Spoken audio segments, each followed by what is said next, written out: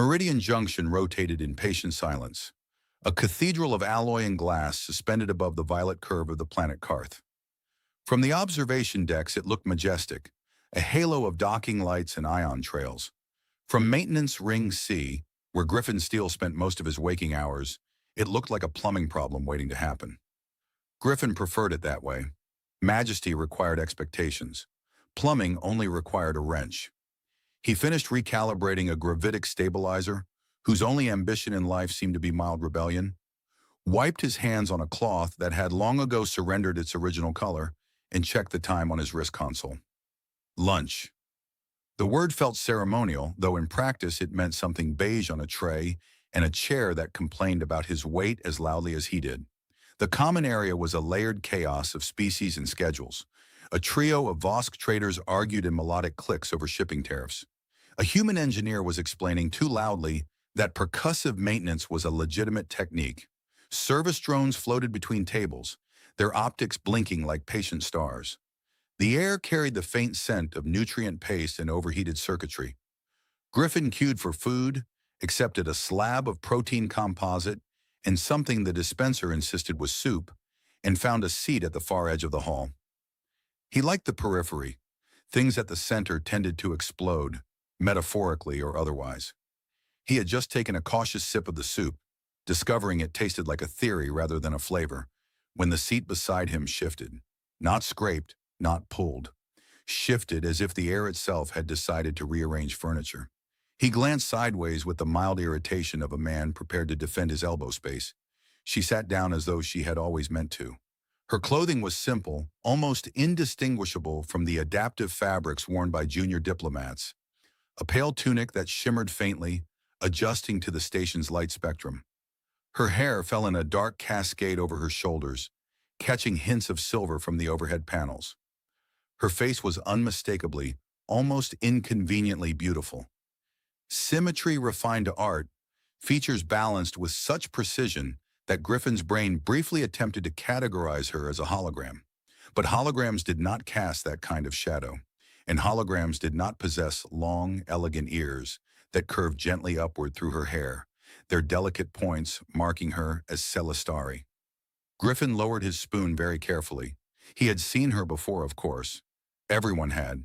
Broadcast from the Celestari sovereignty reached even the lower maintenance decks. Sovereign Elara, first light of the Celestari, the living symbol of a civilization that measured its history in supernovas. Artists across known space competed to capture her likeness. Poets wrote entire epics about the angle of her smile. None of those depictions included a cafeteria tray. She placed one on the table now, its surface holding the same protein slab Griffin was contemplating with suspicion. For several seconds, he considered three possibilities. 1, he was hallucinating due to atmospheric imbalance. 2, someone had engineered an extremely elaborate prank.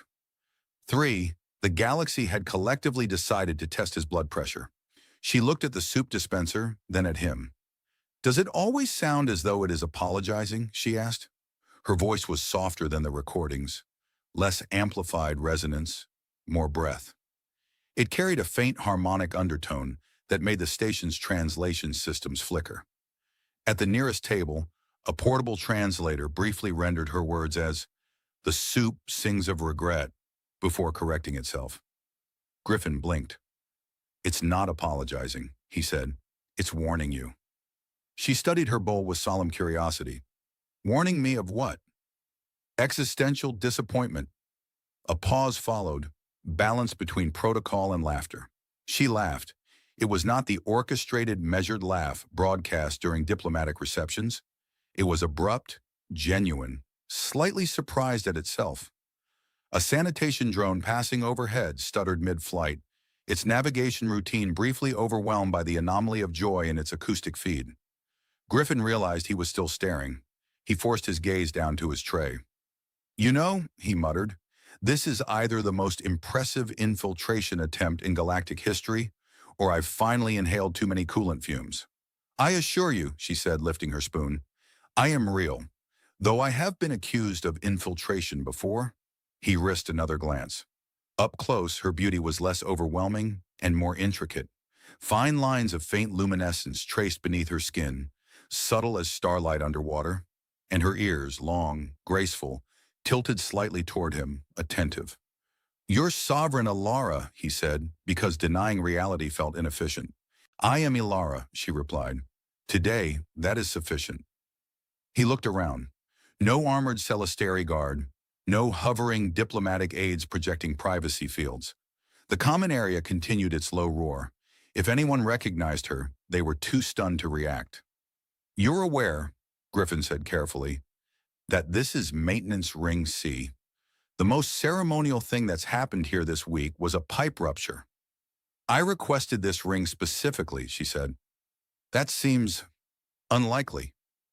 She tasted the protein slab, chewed thoughtfully, and nodded once, as if evaluating a complex treaty. "It is less flavored than I expected." "That's generous," Griffin said. "Yesterday it tasted like it had ambitions." Her lips curved again. "Ambitions?" "To become something else." She turned slightly toward him, resting her forearms on the table in a posture entirely devoid of regality. "What do you maintain here, Griffin Steele?" The fact that she knew his name settled somewhere between flattering and alarming. "Structural system," he said. "Gravity grids, docking clamps, occasionally the station's temper." "Does it have one?" "Oh, absolutely. Meridian Junction sulks when ignored." Her eyes brightened. "You speak of it as though it is alive." "It is," he said, "just not in a way that writes poetry." She considered that, tilting her head. The motion caused the delicate line of her ear to catch the light. "In my world," she said, "machines are encouraged to write poetry." "That explains the soup," he replied. Another laugh, softer this time. A murmur began at the far end of the hall. A pair of humans had noticed. One of the Vosk traders went silent mid-click. The ripple of awareness moved outward, subtle but growing. Elara seemed unconcerned. She tasted the soup. Her expression shifted, only slightly. But Griffin saw it. The faint narrowing of eyes. The polite endurance of a ruler confronted with culinary adversity. "It is educational," she said. "That's one word," Griffin offered. "I have attended banquets across 600 systems," she continued. "I have sampled fruit grown in artificial suns and waters distilled from comets. Yet this may be the bravest flavor I have encountered."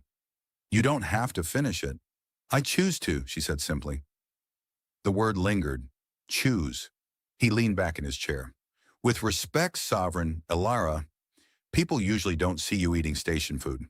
People usually see an image," she said, "an arrangement of light. And today? Today I wish to see something unarranged." Her gaze drifted across the common area.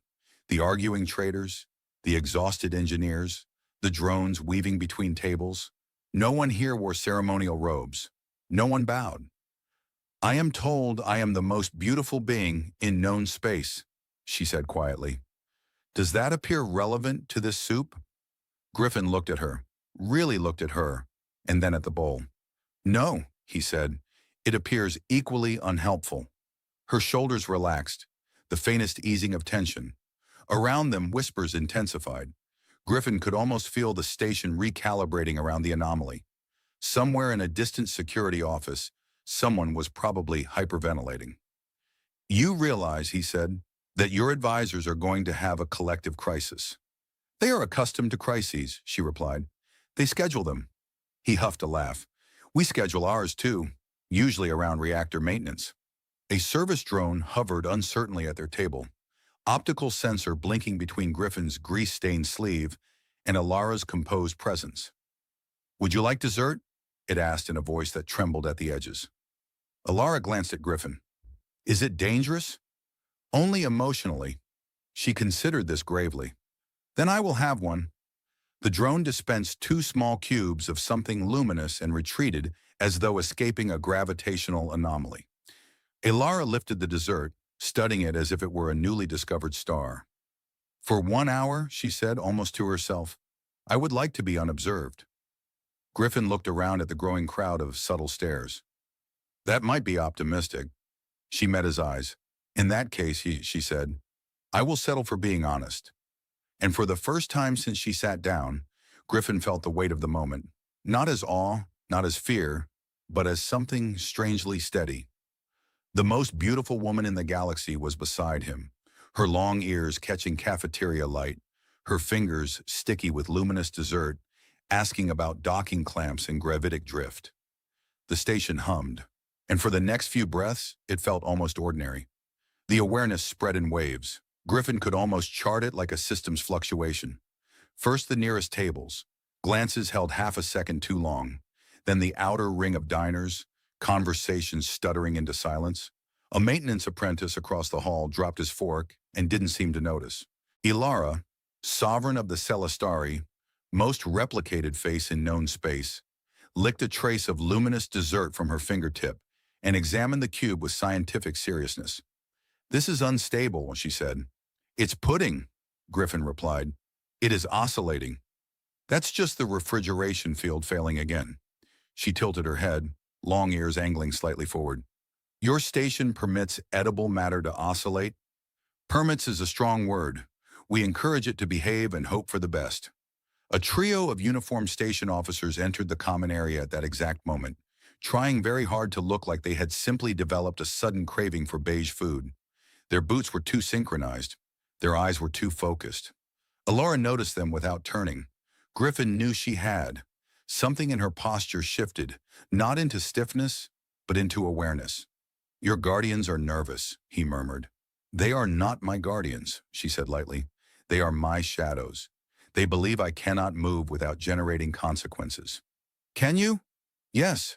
That must be inconvenient." She smiled faintly. "Frequently." The officers slowed as they approached, clearly uncertain whether to salute, bow, or pretend they were looking for the restroom. One of them activated a discreet comm link at his collar. Griffin sighed. "You know, this is the part where someone escorts you back to a room made of expensive glass." Elara broke her dessert cube neatly in half and slid one portion onto his tray. "Then we should use our remaining time efficiently." He stared at the luminous piece wobbling beside his protein slab. "You're splitting pudding with a maintenance worker." "Yes. That's going to look terrible on a diplomatic report." She leaned closer, lowering her voice just enough to make the gesture conspiratorial. "I have read diplomatic reports. They already look terrible." He barked a short laugh before he could stop himself. A nearby translator drone misinterpreted the sound as an alarm and emitted a polite chime. Elara tasted the dessert again. "This is unexpectedly pleasant." "That's how it gets you," Griffin said. "Low expectations." Across the hall, a Vosk trader raised a recording device. It flickered once and went dark. Somewhere above them, unseen but perceptible in the subtle pressure shift of the air, a Celestari security field engaged, gently disabling unauthorized capture. "You disabled the feeds," Griffin observed. "I requested privacy," she said, "for precisely 1 hour." "That's optimistic. Meridian Junction once broadcast a plumbing malfunction for 3 days because someone labeled it culturally significant." Her laughter came easier now, less startled, more present.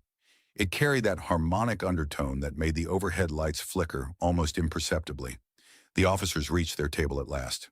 "Sovereign," one began, voice tight with practiced composure. Elara lifted a hand, not imperious, merely patient. "I am aware of your concern. Your presence here is causing a recalibration," she supplied. Griffin coughed into his hand to hide a smile. The officer's gaze shifted to him, briefly assessing grease stains and tool belt, as if trying to calculate the statistical improbability of this pairing. "Elara," Griffin said carefully, "I don't want to be responsible for an interstellar incident because I made a joke about soup."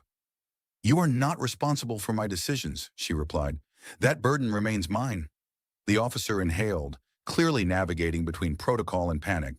"Sovereign, your advisors are requesting immediate relocation to a secured environment." She considered this while examining the seam of the table, where years of microfractures formed delicate lines.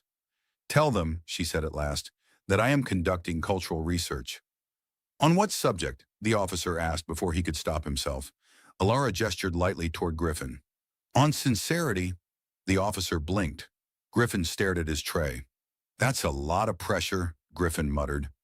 "I was planning to complain about the gravity grid this afternoon." Elara's eyes flickered with amusement. Then I shall observe that as well. The officers withdrew a few paces, conferring in urgent whispers. Around them, the common area resumed its noise, though now it hummed with contained electricity. You've just labeled me cultural research, Griffin said. I labeled this moment so it would not be interrupted, she corrected gently. He studied her profile. Without the staged lighting of diplomatic chambers, her features seemed less sculpted, more alive. A faint shimmer traced beneath her skin when she shifted, bioluminescent currents responding to emotion. Why here? He asked quietly. Of all places. She rested her elbows on the table again, mirroring his earlier posture. In my world, every interaction is anticipated. Questions are screened. Laughter is measured. Even silence is choreographed. Sounds exhausting. It is efficient, she said. Not the same thing. A cargo freighter detached from the station outside the viewport, its engines flaring blue-white. The vibration rippled faintly through the floor. Efficiency keeps people alive, Griffin said. Out here, mistakes mean vacuum. And yet, she replied, life is more than survival. He considered that. Tell that to the reactor core. Her ears tilted slightly back, a Celestari expression he was beginning to recognize as thoughtful skepticism. I have watched recordings of this ring, she said. Workers arguing, joking, repairing systems that no one praises unless they fail. There is a freedom here. Freedom? He gestured around at the dented tables and humming vents. This is barely organized chaos. Yes, she said softly. Exactly. A sanitation drone hovered too close to her shoulder, its programming struggling with the contradiction between clean spill and do not approach Sovereign. It emitted a confused trill. Griffin waved it away.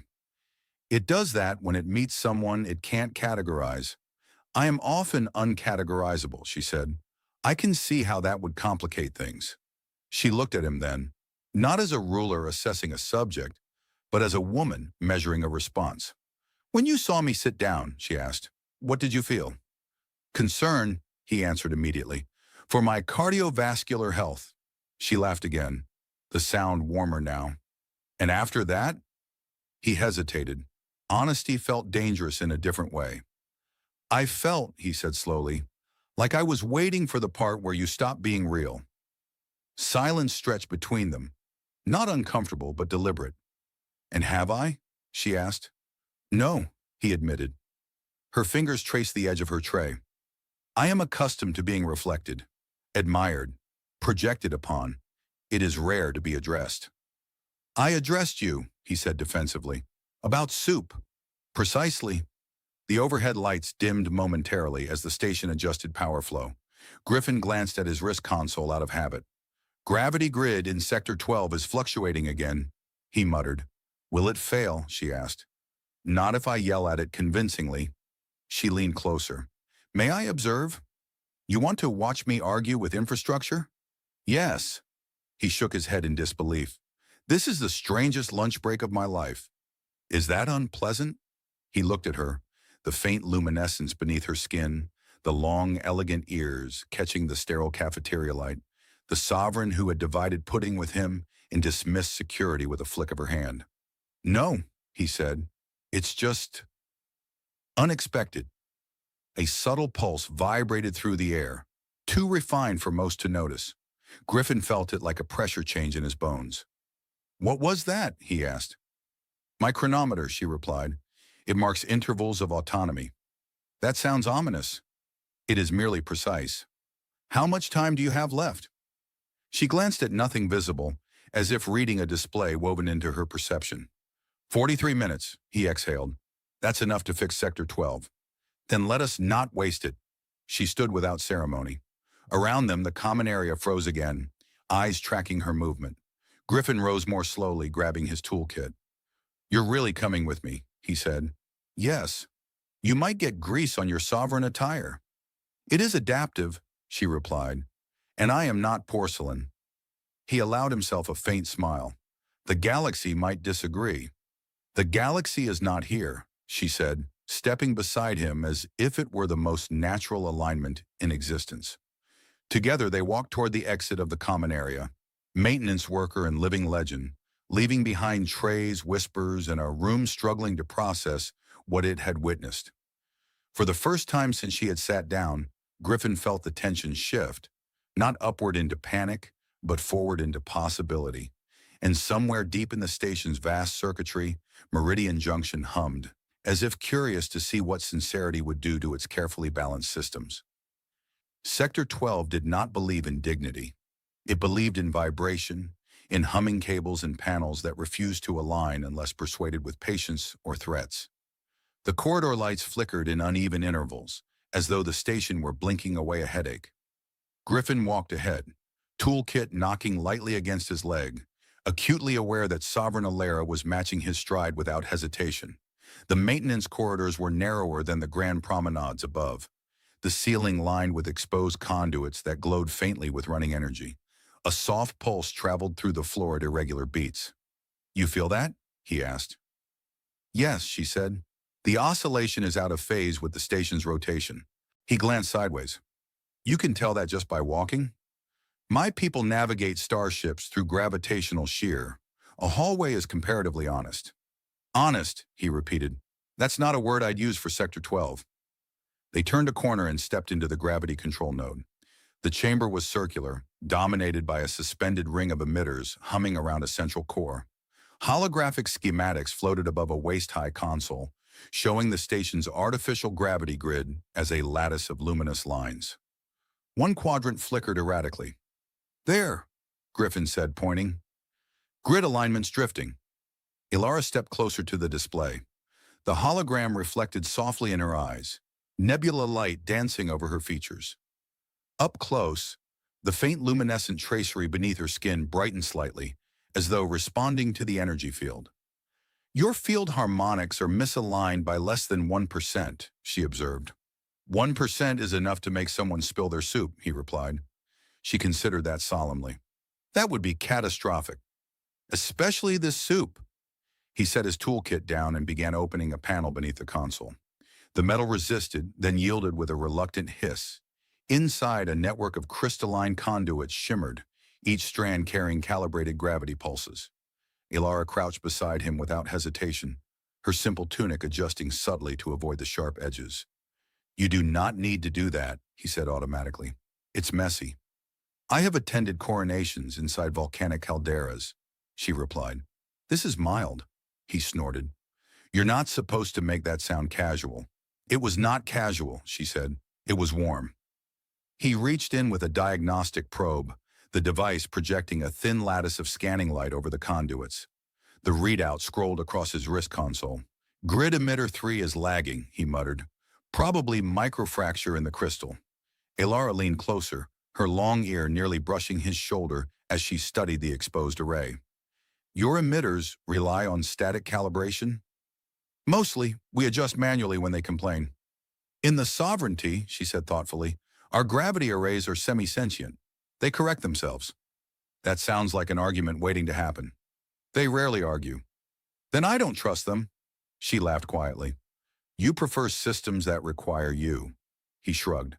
"I prefer systems that don't pretend they don't." He withdrew the probe and replaced it with a micro-welder, a narrow beam of coherent light stitched across a hairline fracture in the crystal conduit. The hum in the chamber shifted subtly. Elara closed her eyes for a moment. "What are you doing?" he asked. "Listening." "To what?" "To the resonance." He raised an eyebrow. "Most people don't listen to gravity. Most people do not spend their lives adjusting it." He paused, considering that, then resumed sealing the conduit. "You said earlier you were studying sincerity." "Yes." "And what does that have to do with gravity grids?" She opened her eyes and met his gaze. Up close, he could see faint flecks of silver within the deep color of her irises, like distant stars caught in orbit. "In my world," she said, "beauty is treated as stability, as though it were a constant, but it is not. It is a perception, maintained like your grid, adjusted, reinforced." He leaned back slightly. "You're comparing your face to a faulty emitter. I am comparing the narrative around me to one. That's either very humble or very dangerous. Perhaps both." A tremor rippled through the chamber, subtle but noticeable. The holographic lattice flickered again. Griffin frowned. That's not right. He tapped his console, pulling up a deeper diagnostic layer. Lines of data cascaded past, revealing not one, but three minor deviations spreading outward from the original fracture. It's propagating, he said. Field stress from docking ring B must have fed back. Elara rose smoothly and stepped to the central console. Her fingers hovered over the holographic interface, not touching, but sensing. "May I?" she asked. He hesitated for only a second. "If you break it, I'm blaming interstellar politics." She smiled faintly and extended her hand. The holographic lattice responded, threads of light weaving around her fingers. A soft chime resonated through the chamber as the interface recognized Celestari bioluminal patterns.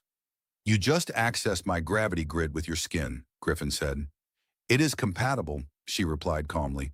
"Your engineers modeled portions of your interface on Celestari principles decades ago." "Of course we did," he muttered.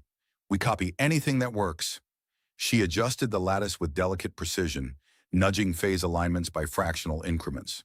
The hum in the chamber shifted again, smoothing into a steadier tone. Griffin watched the readings on his console stabilize. "You could have just stayed in the common area and eaten pudding," he said. "Instead, you're recalibrating infrastructure." "Is that not what you do?" she asked. "Yes, but I don't rule 600 systems. Nor do I repair docking ring B." "Fair." The field stabilized at last. The holographic lattice glowed evenly, no longer flickering at the edges. "There," she said softly. Griffin double-checked the data, then nodded. "You just saved me 2 hours of arguing with that emitter." "I am pleased to have prevented further soup spillage." He laughed, shaking his head. "You realize if anyone sees the logs, they're going to assume divine intervention." She tilted her head. "Is that undesirable?" "It complicates paperwork." A faint vibration pulsed through the air, stronger this time. Griffin stiffened. "That's not the grid," he said. The chamber lights dimmed briefly as a deeper resonance thrummed through the station structure. Elara's expression shifted, subtle but unmistakable. Not fear, focus. "What is it?" she asked. "External," he said, scanning his console. "Docking ring B just received an unscheduled arrival." The display flickered, pulling up a live feed from the exterior sensors. A sleek vessel hung just beyond the station's perimeter, its hull shimmering with Celestari insignia. "Your shadows," Griffin murmured. "Yes," she said quietly. The ship's engines pulsed, holding position. No docking request had been filed. "They're not waiting for clearance," Griffin said. "They're waiting for you." Elara's long ears angled slightly back, a gesture he had begun to recognize as tension carefully restrained. "They are concerned," she said. "You disappeared into maintenance ring C," he replied. "That tends to worry people who schedule crises." A new alert chimed on his console. "Security override request, priority level elevated." "They're trying to lock down this sector," he said, "probably to escort you out with dramatic lighting." Elara looked at him, and for a moment the humor fell away, revealing something more vulnerable beneath the composure. "I have 31 minutes remaining," she said. He glanced at the chronometer pulse faintly visible beneath the skin at her wrist, a subtle glow marking the passage of her chosen autonomy. "Then we'd better make them count," he said. A corner of her mouth lifted. "You speak as though this is an adventure." "It is," he replied. "You're in a maintenance node with a gravity grid you just hacked and a security team about to descend. That's at least a moderate adventure." She inhaled slowly, steadying herself. The glow beneath her skin brightened faintly, responding to her heartbeat. "Very well," she said. "What do you propose, Griffin Steele?" He closed the panel with a decisive snap and grabbed his toolkit. "I propose," he said, "that before they turn this into a parade, you see the rest of the station without ceremony. And if they object," he flashed a crooked grin, "then we'll tell them we're conducting advanced research on pudding-induced gravitational anomalies." For a heartbeat, she simply looked at him. Then she laughed again, clear, unmeasured, entirely unarranged. And somewhere beyond the reinforced hull of Meridian Junction, a Celestari vessel waited, engines humming, unaware that its sovereign had just agreed to outrun her own shadow for the sake of sincerity. They did not run. Running implied panic, and panic implied guilt. Griffin chose a brisk, purposeful walk, the kind that suggested someone late for a minor repair rather than a sovereign evading a diplomatic retrieval. "This way," he said, steering Elara through a service corridor that sloped downward along the station's curvature. The walls here were bare alloy etched with decades of maintenance markings, tiny symbols left by engineers who trusted ink more than memory. Overhead conduits pulsed in steady rhythm, carrying power to habitats, laboratories, docking rings. Behind them, a distant chime echoed, "Sector access request denied," followed by an override attempt. "They are polite," Elara observed. "They won't be for long," Griffin replied. "Security Chief Anvar once tried to arrest a malfunctioning vending unit. Was it dangerous? It dispensed citrus beverage without warning." Her laughter bounced off the metal walls, softer in the confined space but no less genuine. It seemed to settle into the seams of the station.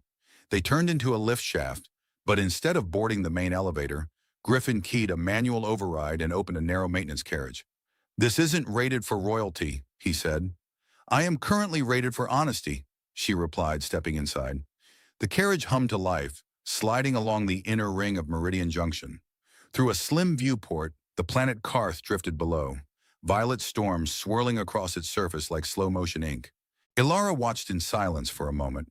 Without the performance of court, without the invisible weight of observation, her expression shifted, less composed, more searching. "You look at it differently," Griffin said. "At what?" "The planet. Most people see territory, or opportunity." "And you?" she asked. "I see weather reports that don't concern me." She smiled faintly. "Practical. It's a gift." The carriage slowed near Hydroponics Ring 7. Griffin stopped it manually and slid the door open. Warm air washed over them, scented with damp soil and green life. Rows of engineered plants stretched beneath translucent panels, their leaves shimmering faintly under artificial sunlight. Bioluminescent vines coiled around support beams, regulating oxygen exchange. Elara stepped forward, her long ears catching the glow. "You cultivate forests inside metal," she murmured. "We cultivate vegetables," Griffin corrected. "The forest aesthetic is a side effect." A cluster of small maintenance drones zipped past, adjusting irrigation nozzles. One paused mid-flight, optics widening at the sight of Elara. "I believe it recognizes you," Griffin said. "It should not," she replied. "I am not scheduled." The drone projected a small holographic icon of her official crest, then flickered uncertainly. Griffin waved his hand in front of it. "Ignore that. She's off duty." The drone emitted a processing chirp and returned to watering leaves. They walked between rows of tall nutrient trees, their trunks threaded with silver conduits. Artificial sunlight shifted subtly to simulate late afternoon. "In the Sovereignty," Elara said quietly, "our gardens span entire moons." "And do you walk through them alone?" "Rarely." "Too many shadows?" She nodded once. "Even among flowers." He stopped beside a tank where translucent aquatic plants floated in slow rotation. Tiny fish darted between them, engineered to filter toxins from the water. "You know," he said, "when I first saw your broadcast years ago, I assumed you never tripped." She blinked. "Tripped?" "Over things. Cables. Expectations." She looked down at the hydroponic walkway, then back at him. "I trip over expectations frequently. They are less forgiving than cables." "That's a shame. Cables just bruise your pride." She considered that. "Pride is a delicate organ." He laughed. "You'd fit in fine here." A subtle vibration rippled through the hydroponics deck. Griffin stiffened instinctively. "Relax," he said after checking his console. "Docking ring B is just complaining again. Probably my earlier fix making it feel inferior." Elara glanced toward the distant bulkhead, where faint energy pulses shimmered through reinforced glass. "They are increasing pressure," she said softly. "They'll try to corner us eventually." "And you are not concerned?" He shrugged. "I fix things for a living. If they catch me, I'll tell them I was conducting gravity-related vegetable research." Her eyes brightened. "Is that credible?" "Not remotely." They reached the far end of the ring, where a small observation platform overlooked the station's central axis. From here, the vast cylindrical interior stretched away, Layers of habitation stacked like luminous rings around a hollow core. Ships drifted through the axis slowly, guided by magnetic rails. Far above, docking ring B's lights flared as the Celestari vessel adjusted position. Elara stepped to the railing, resting her hands on the cool metal. "When I was chosen," she said, voice lower now, "they told me beauty would unify the systems, that it would calm disputes before they began." "Did it?" Griffin asked. "For a time. And now? Now it is an expectation, a standard I must maintain." He leaned against the railing beside her. "Gravity's like that. People forget it's being maintained until it falters." She turned to him, long ears tilting slightly forward. "You compare me to infrastructure often." "It's a compliment." She studied his expression, searching for irony, finding none. "Beauty becomes a burden," she said slowly, "when it is no longer chosen." He considered that in silence. A pair of station security officers entered the hydroponics ring at the far end, scanning the rows cautiously. "We've got company," Griffin murmured. Elara did not look back. "They will not harm you." "I'm less worried about harm and more worried about paperwork." The officers advanced carefully, hesitant to disrupt the calm of the garden. Elara inhaled, then exhaled, as though anchoring herself. "For 1 hour," she said, "I wish to experience existence without spectacle." "And?" he prompted. She looked at him, not as a sovereign, not as an icon, but as a woman standing in artificial sunlight among engineered trees. "And I have."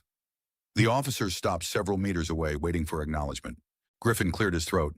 "If they ask, we were discussing agricultural gravity stabilization." "Of course," she replied. The officers approached respectfully. "Sovereign," one began, voice carefully controlled. "Your chronometer indicates 12 minutes remaining." Elara glanced at her wrist, where a faint glow pulsed beneath her skin. "I am aware," she said. The officer's gaze shifted briefly to Griffin. "Maintenance worker Steele." "That's me," Griffin said.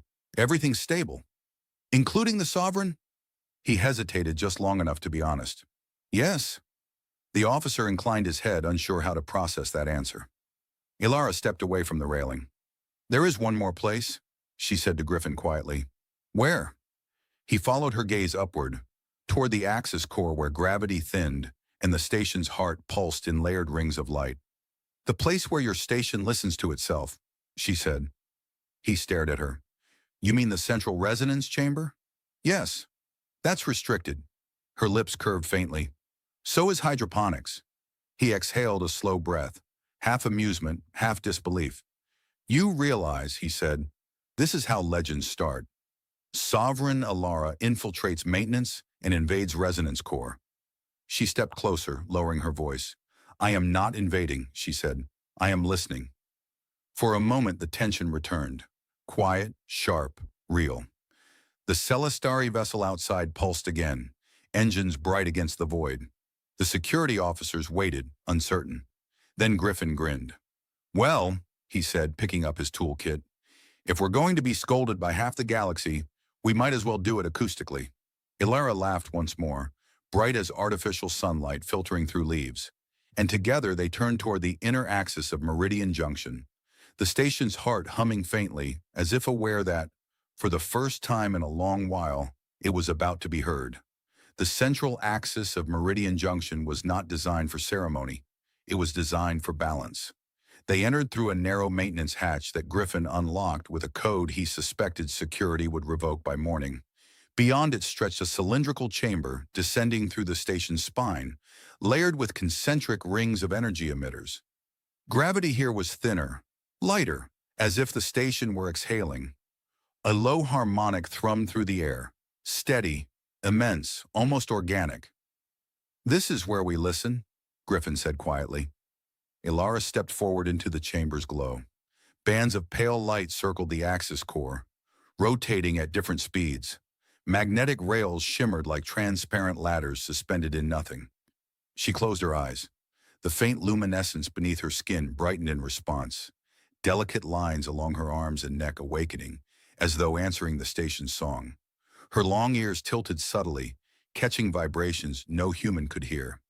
"You call this listening," she murmured.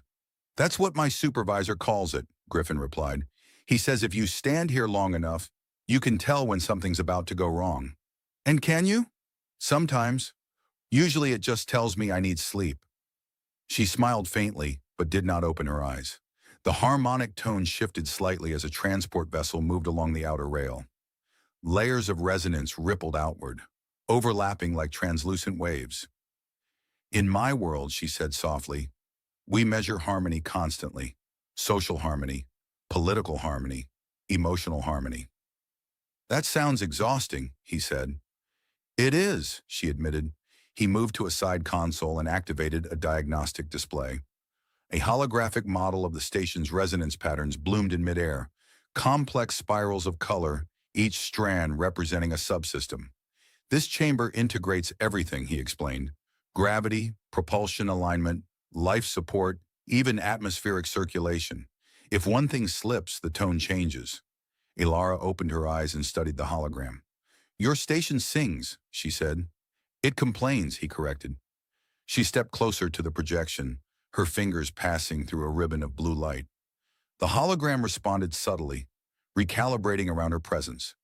Your people built this without Celestari oversight, she observed. Mostly, he said. We borrowed some math. You refined it. We argue with it daily. She looked at him then, her gaze steady. You argue with your systems, she said. You negotiate with gravity. You listen to complaints. Why do you not do the same with perception? He leaned back against the console. Perception doesn't come with a diagnostic screen. Perhaps it does, she said.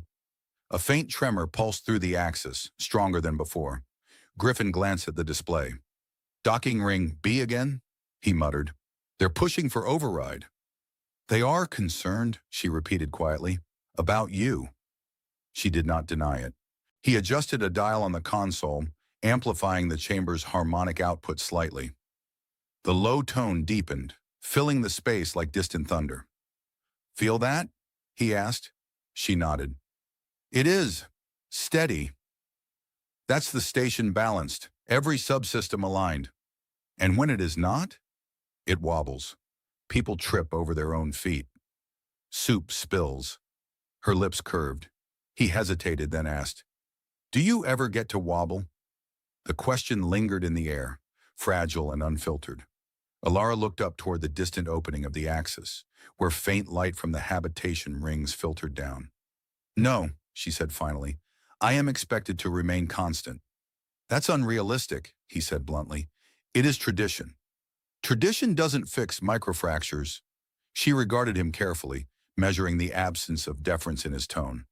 You speak to me without fear, she said. I'm too busy worrying about gravity. That is not the same, he shrugged. If I start treating you like a hologram, you'll stop being real. A flicker of something, relief perhaps, passed across her expression. Above them, a mechanical hum intensified. Griffin's console flashed with a new alert. External synchronization attempt. They're trying to tap into the resonance feed, he said, probably to locate you precisely. Elara's eyes narrowed slightly. They would not disrupt the station. No, but they'll narrow the search. He tapped rapidly on the interface, rerouting certain diagnostic signals into a loop. What are you doing? She asked. Teaching the station to hum off key, he replied. She blinked. Is that wise? It's subtle, enough to confuse an external scan, not enough to destabilize. The harmonic tone shifted, a faint dissonance woven into its base layer.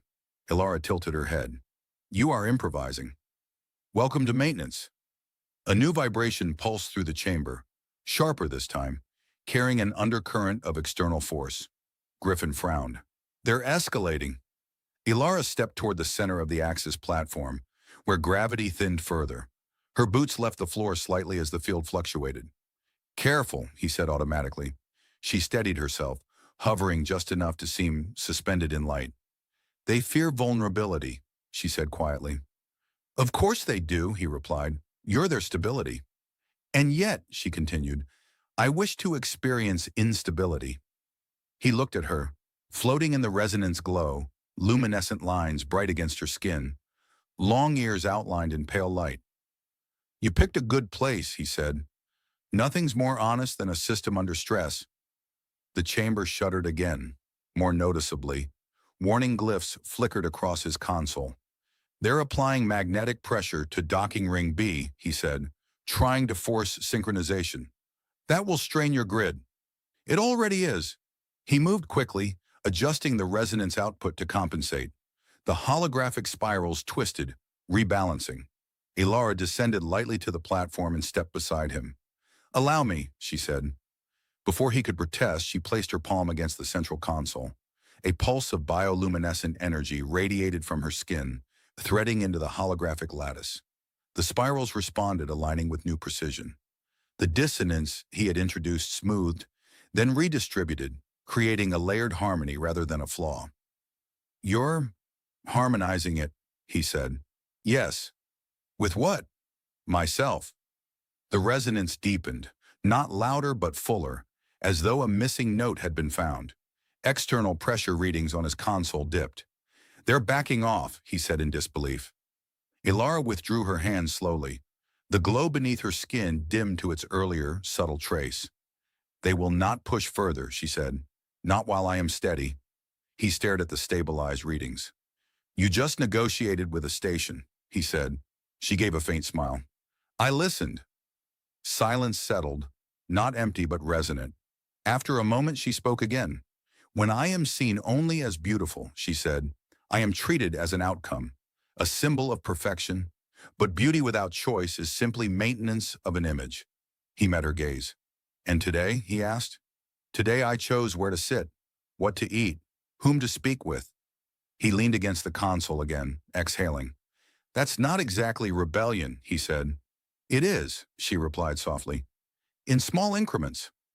A new pulse flickered beneath the skin of her wrist. "How much time?" he asked. She glanced down. 9 minutes. He nodded slowly. "Then I suppose this is the part where your shadows arrive with concerned expressions?" "They will not enter here," she said. "Not without my command." He considered that, then asked quietly, "Will you go back to being constant?" Her long ears angled slightly, contemplative.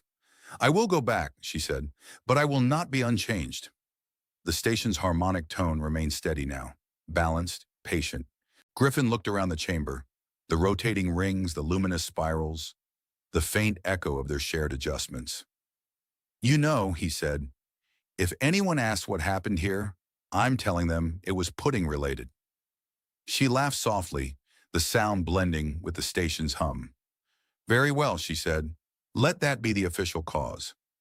For a few breaths more, they stood side by side in the thinning gravity, the heart of Meridian Junction steady around them.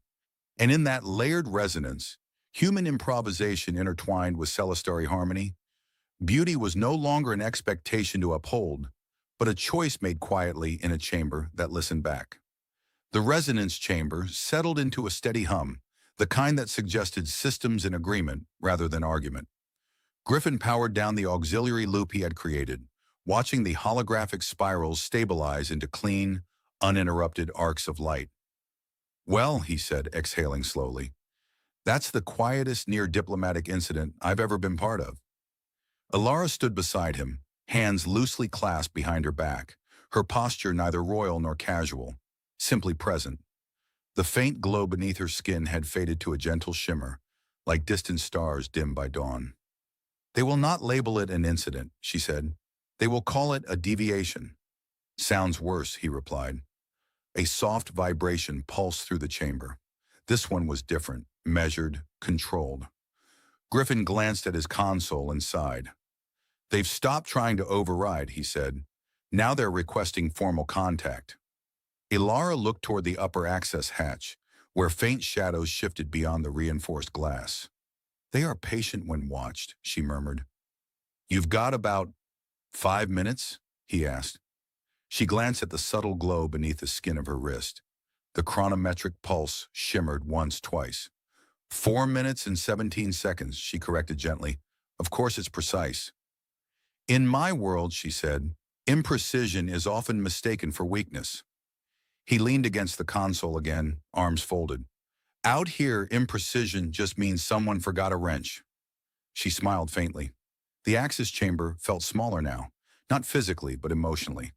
The hour that had stretched wide and unguarded was narrowing, drawing them toward its inevitable end. "Do you regret it?" he asked suddenly. She turned to him, long ears tilting slightly forward. "Regret what?" "Coming down here, eating questionable soup, nearly destabilizing a docking ring." Her expression softened. "No," she said. "Do you?"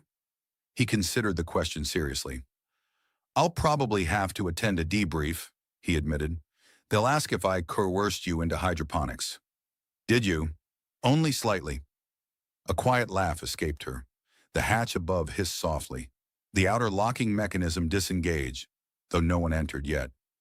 Respectful distance. "They wait for your signal," Griffin said. "Yes." Silence settled again, but this time it carried weight. "Back in the common area," he said slowly. "You asked if beauty was relevant to soup." She nodded. "I didn't answer properly," he continued. "It's not that it's irrelevant. It's just, it doesn't fix anything." Her gaze held his. "Beauty can inspire," she said. "It can unify." "Sure," he agreed.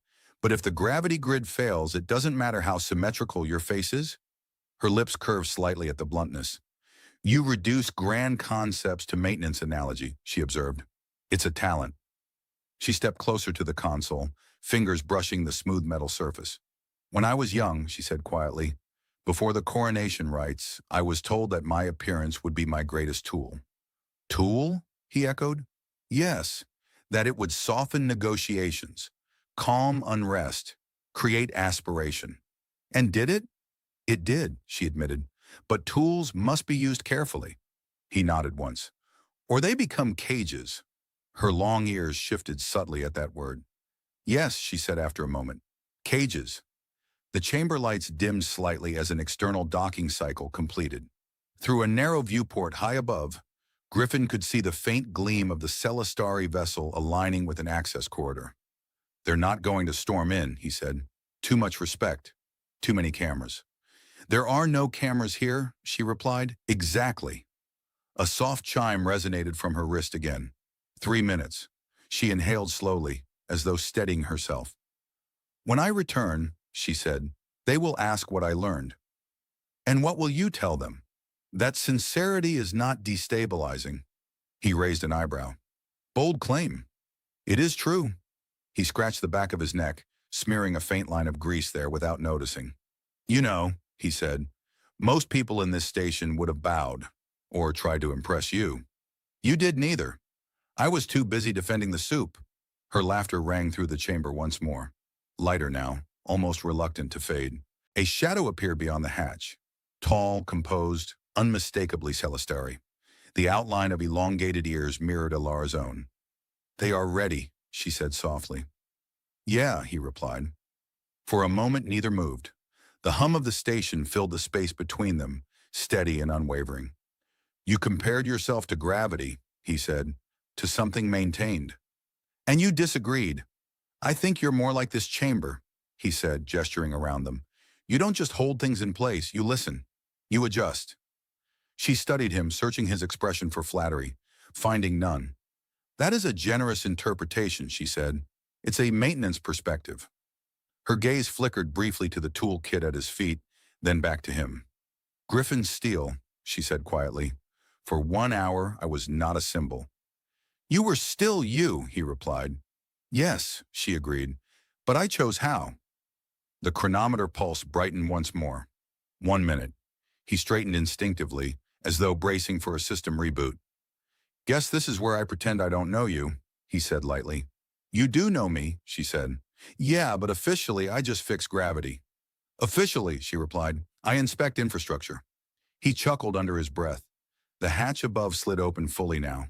3 Celestari attendants stood beyond it, their expressions controlled but unmistakably relieved. Their attire shimmered with formal insignia, luminous threads tracing complex constellations across dark fabric. They did not step forward. Elara remained where she was. She looked at Griffin one last time, not as sovereign to worker, not as icon to observer, but as person to person. "Would you sit with me again?" she asked quietly. "If I returned without ceremony?" He blinked at the directness of it. "Depends," he said. "Will there be pudding?" A faint spark of amusement lit her eyes. Yes, she said. Then probably. She inclined her head slightly, not a bow, not a gesture of hierarchy, but acknowledgement. Then she turned toward the hatch. As she stepped into the brighter light beyond, something shifted. It was subtle, almost imperceptible. The air seemed to tighten, the invisible mantle of sovereignty settling once more across her shoulders. Her posture refined, her movements acquiring the faint cadence of someone accustomed to being watched. But there was no distance in her eyes. The Celestari attendants bowed deeply as she approached. One began to speak, formal tones, structured phrasing, but she raised a hand gently. I am well, she said simply. They fell silent. Griffin remained in the resonance chamber, hands in his pockets, watching as she crossed the threshold. Just before the hatch closed, she glanced back. Not dramatically, not with spectacle, just once. Then the door sealed with a soft, definitive hiss. The chamber felt different now, quieter, though the harmonic tone remained unchanged. Griffin exhaled slowly and looked down at his console. The station's systems were stable. Gravity held. Docking rings aligned. No micro-fractures propagated. He picked up his toolkit and slung it over his shoulder. Well, he muttered to the empty chamber. At least nothing exploded. The station hummed in agreement, and somewhere beyond the reinforced walls of Meridian Junction, a sovereign returned to her vessel, unchanged in title, but no longer entirely constant. Meridian Junction returned to normal the way stars return to burning after a flare, quietly as though nothing extraordinary had occurred. Griffin was halfway through recalibrating an atmospheric recycler when his wrist console chimed with a priority notification. He stared at it for a long moment, as if it might dissolve out of embarrassment. Please report to Administrative Ring 1, the message read. Inquiry regarding Sovereign Interaction. He sighed. Here we go. Administrative Ring 1 was everything Maintenance Ring C was not. The floors gleamed. The air smelled faintly of polished alloy and restrained anxiety. Transparent panels displayed scrolling diplomatic feeds, each one already dissecting Sovereign Elara's unscheduled cultural engagement. Griffin stood before a semicircular table behind which Security Chief Anvar and two diplomatic liaisons regarded him with carefully neutral expressions. Maintenance Worker Steele, Anvar began, please describe the sequence of events beginning with the cafeteria. Griffin folded his hands behind his back. She sat down.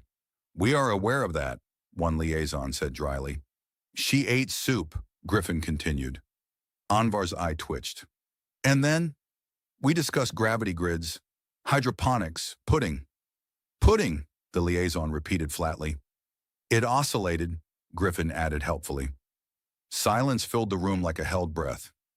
You are aware, Anvar said carefully, that the Sovereign's presence triggered multiple security protocols? I am, Griffin replied, and yet you proceeded to escort her to restricted sectors. She asked to listen to the station, Griffin said. It seemed impolite to refuse. One liaison leaned forward. Do you consider yourself qualified to assess the Sovereign's safety? No, Griffin said honestly, but I am qualified to assess a gravity grid, and the grid was stable. The officials exchanged glances. Did the Sovereign appear distressed? Anvar asked. No. Compromised? No. Influenced. Griffin paused, considering the word. She made her own decisions, he said at last. I mostly made bad jokes. A faint, reluctant smirk tugged at Anvar's mouth before discipline reclaimed it. The debrief lasted an hour, dense with procedural language and implied consequences. In the end, no reprimand was issued, no commendation either. When Griffin stepped back into the corridor, the station felt both familiar and subtly altered. He returned to Maintenance Ring C, where the hum of machinery was comforting in its predictability. A junior engineer looked up from a console, eyes wide. Is it true, she whispered? You recalibrated the resonance core with her? I recalibrated it, Griffin said. She listened.